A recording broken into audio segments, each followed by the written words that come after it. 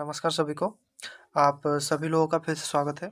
इस वीडियो में हम व्याकरण का एक प्रैक्टिस सेट करेंगे, जो ओस्टेट में आपके लिए काफ़ी यूज़फुल होगा।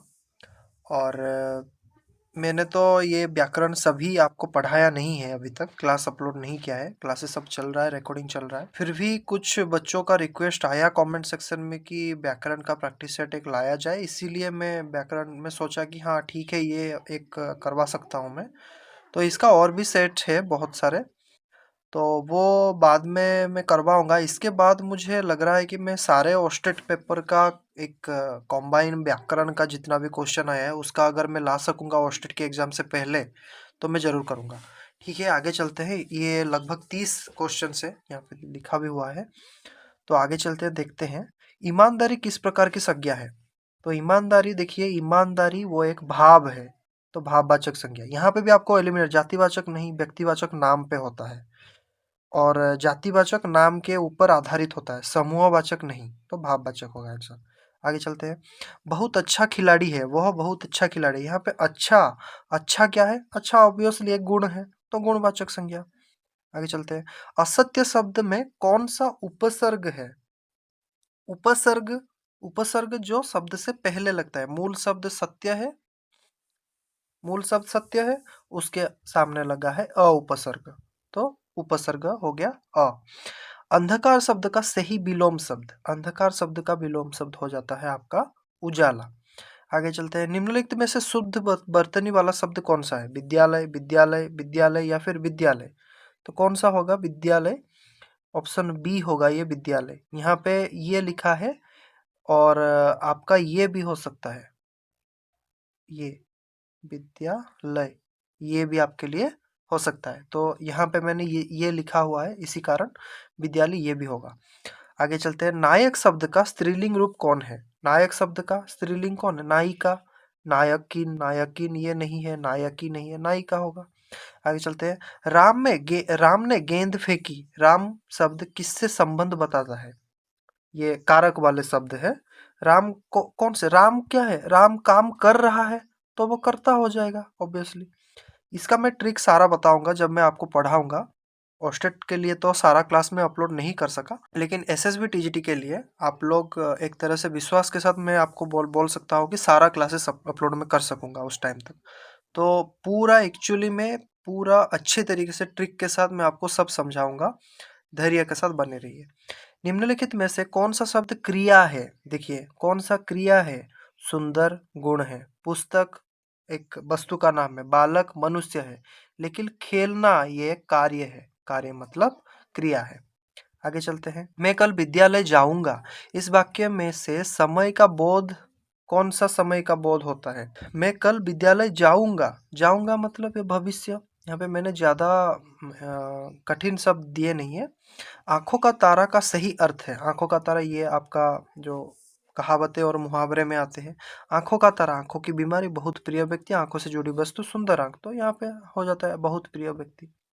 निम्नलिखित में से कौन सा शब्द समूह का बोध करता है? शब्द समूह का बोध करता है। देखिए छात्र, भीड़, पुस्तक, बच्चा, ये सब एक एक चीज है। भीड़ लेकिन समूह है एक, आंसर हो जाएगा भीड़। आगे चलते हैं। वो धीरे चल रहा है, धीरे शब्द क्या प्रकट करता है? स्थान, समय, रीति या फिर संख्या? तो धीरे चल रहा है मतलब ये रीति को, किस तरह चल रहा है, रीति को बोध कराता है। गरीबी शब्द किससे बनकर बना? मतलब गरीबी शब्द का संधि विच्छेद क्या है? तो गरीब उपसर्ग प्रत्यय के हिसाब से गरीब और योग ई, गरीब योग ई, गरीबी प्रत्यय से ये आता है। सत्य शब्द का पर्यायवाची शब्द कौन है? सत्य का असत्य हो जाएगा। आगे चलते हैं। निम्नलिखित में से चंद्र बिंदु का सही प्रयोग किसमें है? देखिए चंद्र बिंदु का सही प्रयोग माँ में है। आगे चलते हैं। लड़का शब्द का बहुवचन क्या है?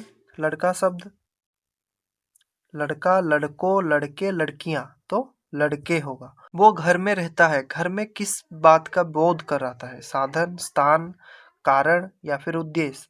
तो ये स्थान का बोध कराता है, घर में। निम्नलिखित में से कौन सी अकर्मक क्रिया है? पढ़ना, लिखना, खाना, सोना। तो देखिए अकर्मक क्रिया कौन सा है? सोना, ये नहीं होगा, ये सोना। आगे चलते हैं। वह पढ़ रहा है, इसमें कौन सा समय प्रकट होता है? सामान्य वर्तमान, वर्तमान अपूर्ण, भूत या फिर भविष्य। देखिए, पढ़ रहा है, पढ़ना खत्म किया नहीं है उसने, इसी कारण ये होगा वर्तमान अपूर्ण। आगे चलते हैं। दांत खट्टे करना का अर्थ क्या है? दांत खराब करना, भोजन करना पाना, पराजित करना या फिर डर जाना। तो दांत खट्टे करना, इसका अर्थ है पराजित कराना या फिर करना। गंगा किस प्रकार का नाम है? जातिवाचक, भाववाचक, समूहवाचक या फिर व्यक्तिवाचक। तो देखिए, गंगा एक नाम है तो ये व्यक्तिवाचक। यही अगर नदी होता तो वो जातिवाचक का उदाहरण बन जाता। वाक्य, कुछ विद्यार्थी अनुपस्थित थे। कुछ शब्द क्या दर्शाता है? संख्या, गुण, संकेत, संबंध। ये आराम से है, संख्या को दर्शाएगा। और ये कहीं कहीं किसी हिसाब से हम बोल सकते हैं सर्वनाम के तौर पे भी इस्तेमाल होगा। निडरता शब्द में क्या क्या जुड़ा हुआ है? निडर, निडरता, निडरता, निड डर। तो निडरता ये होगा आंसर आपका। निडरता ये सब कैंसिल हो जाएगा। आगे चलते हैं। मित्र शब्द का विलोम शब्द। मित्र, शत्रु।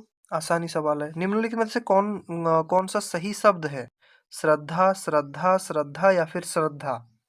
तो ये होगा आपका सही शब्द, ये आपका नहीं होगा, ये होगा आपका सही शब्द।